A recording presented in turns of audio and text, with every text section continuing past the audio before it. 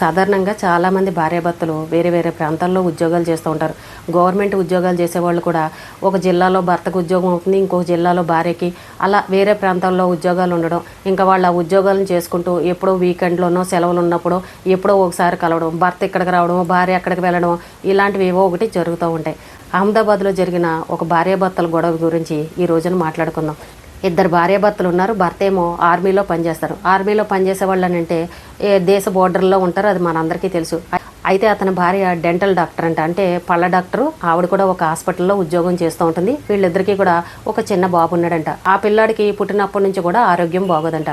ఈ భార్య మాత్రం డెంటల్ డాక్టర్గా పనిచేస్తూ అదే ఊర్లో ఉండి ఆ పిల్లాడికి వైద్యం చేయించుకుంటూ, ఆ భర్త అప్పుడప్పుడు రావడం, ఒక నెల రోజులు ఉండడం, వెళ్ళడం, ఇలా వాళ్ళిద్దరి మధ్య కాలం గడుస్తూ ఉందంట. అయితే ఎన్నోసార్లు భార్యను వచ్చేయమని అడిగాడంట భర్త. నువ్వు నా దగ్గరికి వచ్చేసేయి, నాకు ఇక్కడ ఇబ్బంది అవుతుంది, నువ్వేమీ ఉద్యోగం చేయాల్సిన అంత అవసరం లేదు, ఆ డాక్టర్ ఉద్యోగం మానేసేయని చెప్పేసి ఈ అమ్మాయిని అడగడం మొదలుపెట్టాడంట. ఈ అమ్మాయి ఏం చెప్పింది, ముందు నా ఉద్యోగం మాట దేవుడెరుగు, పిల్లాడికి ఆరోగ్యం బాగోలేదు, నేను ఇక్కడ ఉంటే నేను ఒక డాక్టర్ని కాబట్టి ఇక్కడ హాస్పిటల్లో వైద్యం చేయిస్తాను, ఎక్కడో ఊరు చివర నువ్వు ఎక్కడో బోర్డర్లో ఉంటావు, నేను అక్కడికి వచ్చి పిల్లాడితోటి ఎన్ని ఇబ్బందులు పడాలి, పిల్లాడు ఆరోగ్యం బాగుంటే నేనే వచ్చేదాన్ని కదా అని చెప్పేసి ఆ భార్య ఎన్నోసార్లు ఆ భర్తకి చెప్పిందంట. అయినా సరే ఆ భర్త వినలేదంట. చాలాసార్లు వీళ్ళిద్దరి మధ్యన గొడవలు జరగడం మొదలుపెట్టాయి. ఆ గొడవలు కాస్త అలా అలా పెద్దవయ్యాయి, పెద్ద మనుషుల దాకా వెళ్ళారు, కుటుంబ సభ్యులు అందరూ కూర్చొని మాట్లాడుకున్నారు. అయినా సరే ఈ భార్య చెప్పిందంట, నేను ఇంత కష్టపడి చదువుకున్నాను, మంచి డాక్టర్ ఉద్యోగం చేసుకుంటూ నేను ఈ ఉద్యోగాన్ని వదులుకొని, నా కెరీర్ను వదులుకొని, ఈ పిల్లడికి కూడా వైద్యం చేయించకుండా నేను ఎక్కడో మారుమూల ప్రాంతానికి వెళ్ళి ఉండమంటే ఎలా ఉండగలుగుతానని చెప్పేసి ఆ పెద్దవాళ్ళైన కుటుంబ సభ్యులకు కూడా అమ్మాయి చెప్పిందంట. ఇలా గొడవలు పెద్దవయ్యాయి. ఇంకా ఆఖరికి భర్త ఏమన్నాడంటే, నువ్వు నా దగ్గరికి కాపురానికి రాకపోతే కనుక నువ్వు నాకు విడాకులు ఇచ్చేసే, ఇంకా నీకు నాకు ఎటువంటి సంబంధం లేదని చెప్పేసి ఈ రకంగా మాట్లాడాడంట. ఈ అమ్మాయి ఏమో నేను విడాకులు ఇవ్వనని చెప్పింది, ఆ అబ్బాయి ఏమో విడాకులు ఇచ్చేయమని చెప్పాడు. మొత్తానికి ఇది ఫ్యామిలీ కోర్టులోకి వెళ్ళింది. అయితే విడాకులు ఇవ్వమని వీళ్ళు అడుగుతుంటే ఇవ్వను అని వాళ్ళు అడుగుతుంటే అలా కొద్ది రోజులు గడిచిన తర్వాత అక్కడున్న ఫ్యామిలీ కోర్టులు, జిల్లా కోర్టుల్లో ఏమని తీర్పు చెప్పారనంటే, భార్య కాపురానికి రాలేదు అని అంటే అది క్రూరత్వం కిందే చెప్పాలి, ఒక సైకోలాగానే చెప్పాలి, ఆమె ఇంకా సైకోలాగా ప్రవర్తిస్తుంది, మరి కాపురానికి రానప్పుడు మరి విడాకులు ఇచ్చేయాలి కదా, ఎందుకు ఇంకా పెళ్లి చేసుకున్నామని అలా కలిసి ఉంటామని ఎందుకు ఇలా చెప్పడం, భర్తను అక్కడ ఉంచి భర్తను ఎందుకు ఆ రకంగా ఏడిపించడం అని చెప్పేసి అక్కడ ఉన్న లోకల్లో కోర్టులు వీళ్ళకి విడాకులు మంజూరు చేసాయి. భర్త విడాకులు తీసేసుకున్నారు, వేరే అమ్మాయిని పెళ్లి చేసేసుకున్నాడు. అక్కడికి ఆ గొడవ అయిపోయింది.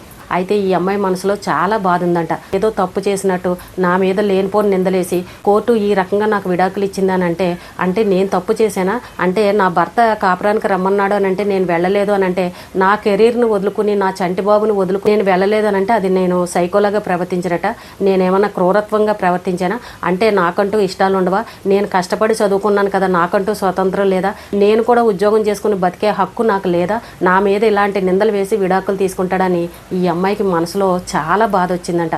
నా మీద ఎందుకు అన్యాయంగా నిందలు వేయాలి, నిజంగానే తనకి ఇష్టం లేకపోతే విడాకులు ఇమ్మంటే ఇచ్చేస్తాను, కానీ నా మీద లేనిపోని అబద్ధాలన్నీ చెప్పి కోర్టులో లాయర్ల చేత అబద్ధాలు చెప్పి నా మీద నిందలు వేసి విడాకులు ఎందుకు తీసుకోవాలని ఈ అమ్మాయిలో చాలా కోపం వచ్చి ఈ అమ్మాయి సుప్రీంకోర్టుకి వెళ్ళిందంట.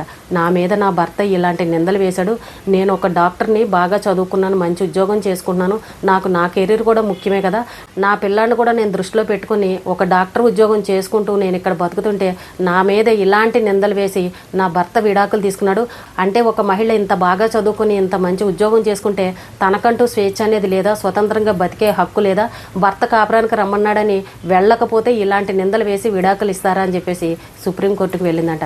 అయితే సుప్రీంకోర్టు వీళ్ళ కేసునంతా కూడా పరిశీలించి ఒక మహిళని ఈ రకంగా అనడము చాలా తప్పు, మీ విడాకులు తీసుకున్నారు, విడాకులు తీసుకున్నంత వరకు కరెక్టే, కానీ ఆ అమ్మాయి మీద అలాంటి నిందలు వేయడం మరీ తప్పు అని చెప్పేసి ఆ అమ్మాయిని తప్పుపడుతూ ఇచ్చిన కోర్టు తీర్పుల్ని కూడా అన్నిటినీ కూడా కొట్టిపారేసిందంట. అంటే సుప్రీంకోర్టుకి వెళ్ళి ఆ అమ్మాయి మీద వచ్చిన చెడ్డ పేరుని తొలగించేసుకుంది. అంటే ఇప్పుడు బంధువులందరూ ఏమంటారండి, ఇదిగో దీనికి ఉద్యోగమే ముఖ్యం, మొగుడు కాపురం అక్కర్లేదు, మొగుడు దగ్గర కలిసి ఉండట్లేదు, ఎందుకు ఇంకా పెళ్లి చేసుకోవడం, ఇంకెప్పుడు సంపాదన అంటూ మొగుడిని వదిలేసి ఈ ఊర్లో ఉందని బంధువులు చుట్టుపక్కల వాళ్ళు అందరూ అంటారు కదా, ఆ నిందని ఆవిడ భరించలేకపోయిందంట.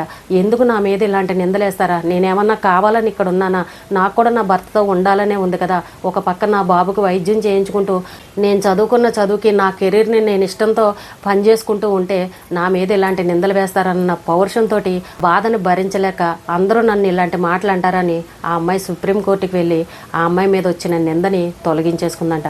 కింద కోర్టులు వీళ్ళకి ఇచ్చిన విడాకులను అయితే ఏమీ క్యాన్సిల్ చేయలేదు, ఆ అబ్బాయికి ఇచ్చిన విడాకులు అయితే అంతవరకు ఓకే, వరకే ఆ అబ్బాయి ఇంకో పెళ్లి చేసుకున్నాడు, అంతవరకు బాగానే ఉంది. కానీ ఈ అమ్మాయి మీద వచ్చిన తప్పుని తొలగించేసుకుంది.